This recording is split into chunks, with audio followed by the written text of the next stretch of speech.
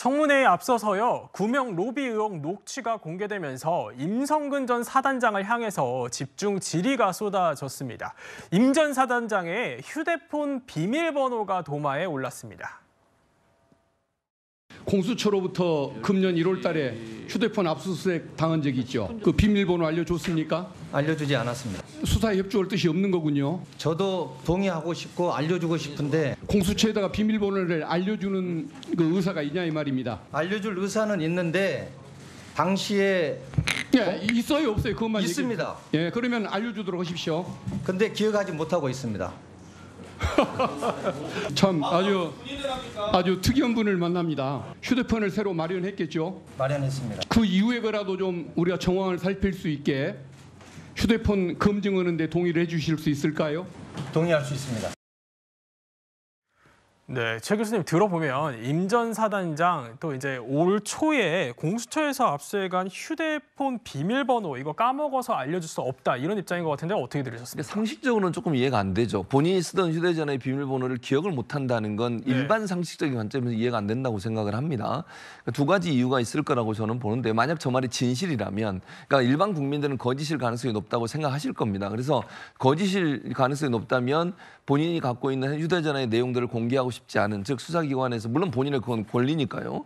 그거를 권리니까 그거는 행사할 수 있는데 국민들이 볼 때는 뭔가 숨기려고 하는 게 아니냐 이런 의문을 가질 겁니다. 또 반대로 근데 저게 사실일 가능성도 이제 고민해 봐야 되잖아요. 제가 그냥 개인적으로 생각을 해봤는데 만약 사실이라고 하면 제출하기 전에 이미 제출했다고 하면 본인이 어려운 휴대전화 비밀번호를 새로 만들었지 않았을까. 그래서 본인도 기억을 못하게 만들어버리는 거죠. 그래야 문제가 되더라도 나 기억 못한다 계속 저렇게 얘기하면서 그 휴대전화 안의 내용들을 포렌식하거나 아니면 분석해서 사건과 관련된 여러 정황들을 파악하는 걸 막으려는 시도를 하지 않았을까. 개인적으로. 그래서 저는 추정으로, 제 개인 추정은 만약에 저게 사실이라면 제출하기 바로 전에 본인이 더 어려운 비밀번호로 본인도 기억 못하는 비밀번호로 바꿔놓고 아예 저 폰을 열지 못하게 만드는 그런 생각을 하지 않았을까 그렇게 저는 추측을 해봅니다. 김수일 평론가님, 그런데요. 임 전 사단장이 새로 개통을 한 휴대전화도 문제가 됐어요. 이 청문회 중에 친척인 현직 검사한테 문자로 이 법률 자문을 받은 사실이 드러나서 논란이 되고 있는데 이건 또 무슨 얘기입니까? 이 임 전 사단장의 외사촌하고 이제 고종 사촌은 서로 그런 관계겠죠. 네, 박모 검사라고 하는 현직 검사하고 같이 문자를 그 청문회 도중에 주고받은 것으로 그렇게 이제 사진이 포착이 된 것이죠. 그러면서 현직 검사이기 때문에 이 부분이 지금 논란이 되고 있는 그런 상황인데 뭐 사실 뭐 친척 관계고 하기 때문에 뭐 법적인 얘기, 자문 이런 것들을 뭐 전혀 하면 안 된다 이렇게까지 하기엔 좀 어려울 것 같아요. 근데 다만 만약에 뭐 평소에 좀 이렇게 상담할 것이 있어서 얘기를 했다거나 뭐 아니면 뭐 지나가는 뭐 친인척 간의 어떤 뭐 집안 행사 자리에서 잠깐 얘기를 했다거나 이런 수준이 아니라 청문회 도중에 이렇게까지 하는 것이 과연 온당한가? 이 부분은 분명히 문제가 제기가 될 수 있을 것으로 보입니다. 그리고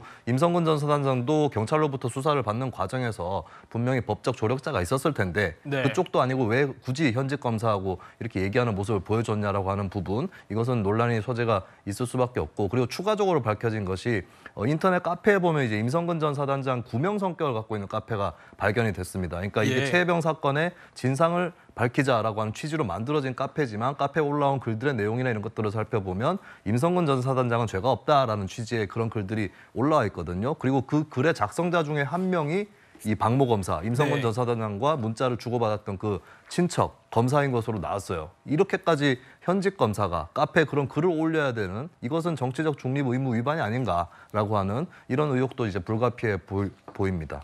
그렇군요. 이렇게 논란이 계속 거세지니까요. 당사자인 친척 검사가 문자를 직접 공개했습니다. 민주당에선 청문회 중에 현직 검사에게 이렇게 법률 자문을 받는 게 부적절하다 이렇게 주장을 하고 있는데 최진영 변호사님 보시기엔 어떻습니까? 이거는 검사로서 뭘 한 것이 아니고 친척으로서 개인의 어떤 친분에 기해 가지고 법률적인 조언을 해줬다라고 한다고 하면은 그게 무슨 문제가 되겠습니까? 결국 이 사안과 관련해 가지고 아까 말씀드린 것처럼 그 국회 증언 감정인에 관한 법률 같은 경우에는 그 증인으로 나온 사람이 원할 경우에는 변호인을 대동해서 할 수도 있는 겁니다. 그런데 물론 그분이 변호인은 아니지만 본인의 법을 알고 있는 사람이다라고 생각을 해서 본인 친척에게 개인적으로 어떤 사안에 대해서 질문하고 그에 대해서 답을 주는 것은 어떤 개인의 어떤 그 검사로서 어떤 직을 남용하는 그런 부분이 아니지 않습니까? 제가 친한 친구가 판사라고 한다고 하면 판사한테 친한 친구한테 어떤 개인적인 일을 물을 수 있는 그런 사안을 가지고 비유할 수 있는 건데 그거를 민주당이 계속 어떻게 보면 현직 검사가 그 부분에 대해서 얘기를 한다는 게 말이 되느냐? 만약에 그거 얘기한 것처럼 그 당시에 친척이 변호사였다고 하면 변호사한테 전화를 할 수 있는 건 아니겠습니까? 네. 그것을 침소봉대해서 어떻게 현직 검사가 그 사안에 대해서 법률 조언을 해줄 수 있느냐라는 식으로 사안을 왜곡한다고 하면은 그 또한 올바른 평가는 아니라고 봅니다. 네, 의견이 엇갈리고 계시는데